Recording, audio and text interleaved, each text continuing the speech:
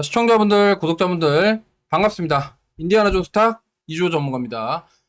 제가 최근에 말씀드렸던 종목군들 흐름이 매우 좋아요. 태용부터 시작해서 카카오, HD 현대, 그리고 어제 코난 테크놀로지도 말씀드렸는데, 지금 죄다 급등세 나오고 있죠. 어제 거 종목 잠깐 리뷰를 하고 시작할게요. 자, 일단 오늘 원전 얘기 할 건데요. 하기 전에 구독과 좋아요, 알림 설정 부탁드리고요. 코난 테크놀로지 어제 말씀드렸던 종목인데 리뷰 잠깐 하고 가보도록 하겠습니다. 자, 어제 상한가로 마감을 했고요. 결국에는 제가 이거 3만원 눌리면 딱 좋은데 했는데 이게 종가가 상한가로 마감을 해버려서 좀 아쉬운 분들이 있을 건데, 제가 32,000원대 현금 여유 있으신 분들은 32,000원대로 좋다고 말씀드렸어요. 결국에는 오늘 어떻게 됐습니까? 시세가 장중에 또 17%까지 올라갔었습니다.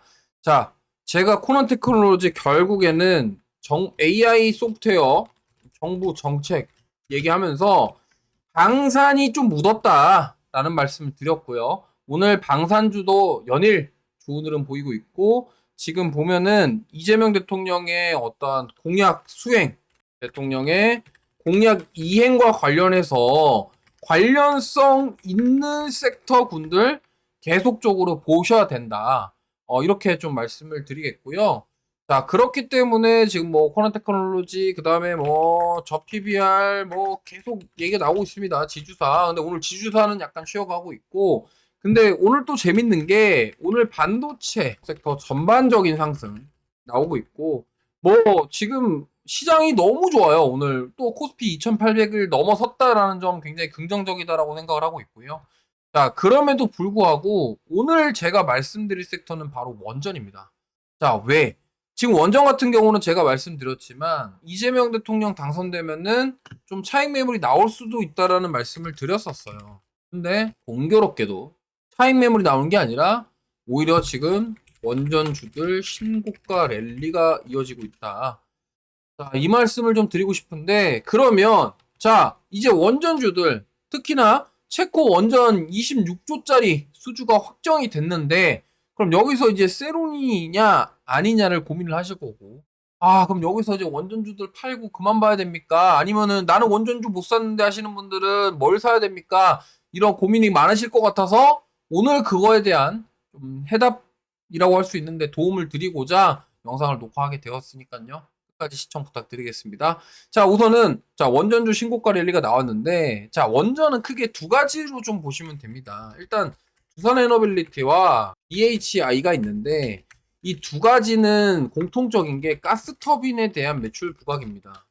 그러니까 무슨 말이냐면, 지금 원전주들 중에서 사실은 원전보다는 이런 가스터빈과 관련된 기업들이 돈을 잘 벌고 있고, 실제로 그쪽 매출이 잘 나오면서 좋은 성과가 나오고 주가에도 반응을 했다, 이렇게 볼 수 있을 것 같아요. DHI랑 두산에너빌리티가 대표적인데, 이 가스터빈이 왜 부각을 받냐면, 지금 어쨌든 물론 가스터빈 자체가 이제 원전이라던가 SMR이랑 연결될 수도 있겠지만, 이게 가스터빈만 보면요, 결국에는 뭐냐면 이 가스터빈, 쉽게 설명드릴게요. 천연가스를 태워서 거기서 나오는 에너지를 가지고 공급하는 터빈을 가스터빈이라고 합니다. 그렇기 때문에 사실은 이 가스터빈이 SMR이랑도 연결될 수가 있겠고, 어쨌든 뭐냐면 이 가스터빈은 이제 AI 데이터 센터, 그리고 기타 에너지 공급의 약간 대안? 지금 SMR이냐 뭐냐 고체 산화물 연료 전지냐 이런 것들로 넘어가는 과정 속에서 이 가스 터빈, 그러니까 실제적으로 현재 에너지를 만들어서 공급할 수 있는 가장 빠른 거, 풍력, 태양광 이런 것들 다 떠나서 지금 현재로서 가장 빠르게 구현이 가능한 게 뭐냐면 가스 터빈이 맞아요. 그렇기 때문에 지금 BHI랑 두산에너빌리티는 이 부분에 대해서 기대감에 주가가 많이 올랐는데, 자, 여기서 한 가지 중요한 거. 자, 체코 원전 수주 됐어요. 26조. 근데 이거 몇 년짜리냐면 10년짜리입니다. 자, 그러면 이거에 대한 수익성은 글쎄요거든요. 약간 글쎄요인데 지금 그럼에도 랠리가 나오고 있다. 뭐냐? 그 이유를 말씀드릴게요. 자, 지금 보면은 자, 이제 유럽이 원래는 탈 원전에서 원전 다시 카드를 꺼내 들면서 약간 변화가 되고 있죠. 그러고 때문에 이거에 대한 추가 수주 기대감이 있습니다. 그리고 하나 더. 자, 원전 카드를 다시 꺼냈는데 유럽에 이미 원전 가지고 있는 국가들 아니 이거 원전 가동 새로 지으려면 10년 걸리는데 있던 거 좀 재가공? 유지보수? AS? 하면 되지 않을까? 이거에 대한 수요. 그러면 보통 추가 수주에 대한 기대감으로 대표적으로 우리나라 한수원이잖아요.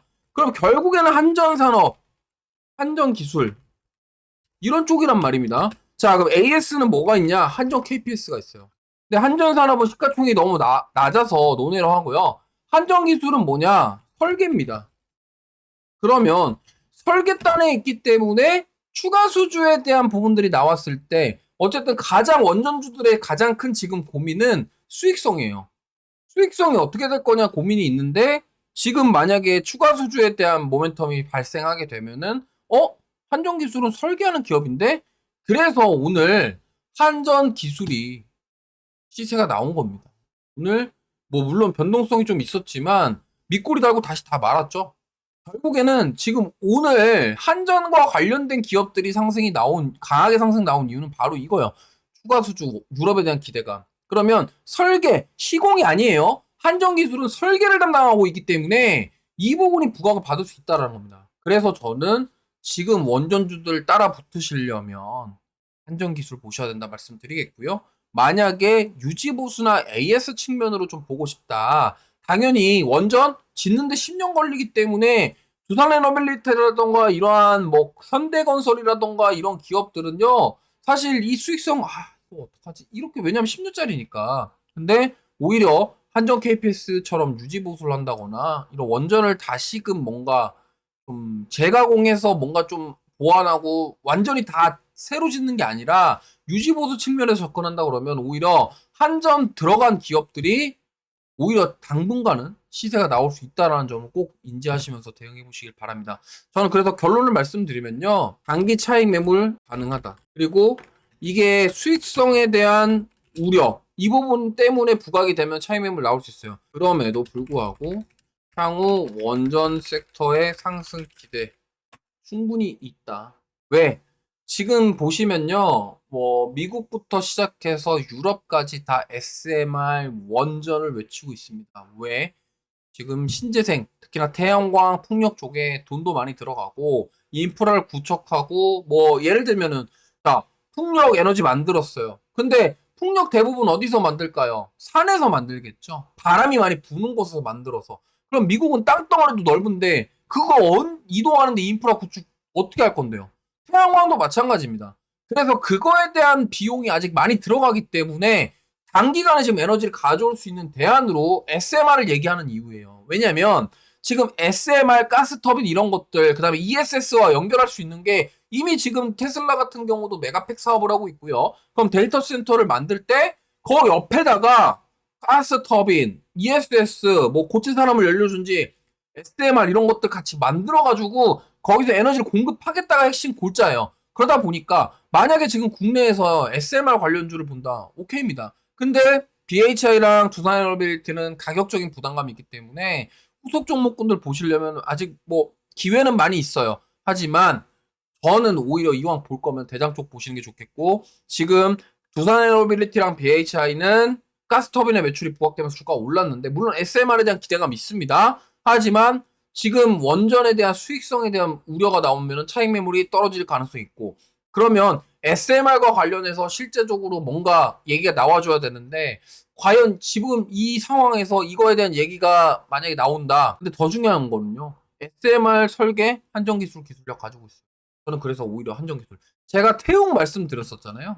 과거에 태용도 말씀드렸는데 태용처럼 아예 이렇게 그냥 뭐 단조 기술 관련돼서 기술력이 있어가지고 완전히 진짜로 세게 올라가는 종목군들은 오히려 이런 종목들을 후속적으로 공략하시는 게 좋겠고 지금 이런 종목 못 잡았다 그러면 오히려 저는 한전기술이 더 대안이 될 수 있겠다. 이렇게 말씀을 드려보도록 할게요. 마지막으로 기술적 분석하면서 얘기 마칠 건데 자 한전기술 보시면요. 차트를 좀 줄여보겠습니다. 정말 사실 큰 추세를 봤을 때는 아직 많이 못 올랐어요. 그리고 보시면은 이때가 이제 21년도 코로나 때였고, 지금 보면은 이때가 이제 그 윤석열 대통령 취임 전에 원전 랠리 때 정말 많이 올랐었죠. 그리고 이때가 아마, 이거는 사실 바라카 원전 때는 사실 상장 안 했었기 때문에, 그리고 이때가 처음에 체코 수주 관련 얘기 나왔을 때 상한가 갔다가 바로 빠진 날. 그러고 나서 지금 보시면요. 이 지금 거의 1년 가까이 이렇게 박스권에 갇혀 있었습니다. 뭐 여기까지 크게 이 정도 박스가 되겠네요. 5만 원대랑 7만 2천 원대에서 갇혀 있었는데 오늘 보시면요. 완벽하게 돌파해주는 모습입니다. 오늘 종가까지 봐야 되겠지만 자, 이 자리를 돌파해주려고 하고 있죠. 그러면 저는 만약에 돌파가 나오면은 일단은 저는 9만 원까지는 볼 수 있다. 좀 더 욕심내면 11만 원까지도 가능하다. 이렇게 좀 말씀을 드리고 싶습니다. 그래서 내가 원전주 못 잡았다 하시는 분들 보시면 좋겠고요. 1차 매수가는 73,000원. 그다음에 2차 매수가 사실 이거는 뭐 2차 매수가 의미가 있을지 잘 모르겠습니다만 만약에 분할로 매수한다 그러면 65,000원. 목표가 9만 원. 이렇게 잡고 대응하시면 좋을 것 같아요. 손절보다는 오히려 좀 저는 모아가시는 전략이 좋을 것 같고 오늘 종가가 중요한데 이게 만약에 못 올라타고 빠진다. 살짝 고민해봐야 돼요. 근데 만약에 오늘 종가가 73,000원 넘는다. 그러면 내일 어쨌든 휴장이기 때문에 다음 주에 73,000원 위에서 매수를 하셔도 괜찮다라는 말씀 드려보도록 하겠습니다. 자, 오늘 영상 보시고 도움이 되셨다면 구독과 좋아요, 알림 설정 부탁드리겠고요. 저는 지금까지 인디아나 존스타 이주 전문가였습니다. 감사합니다.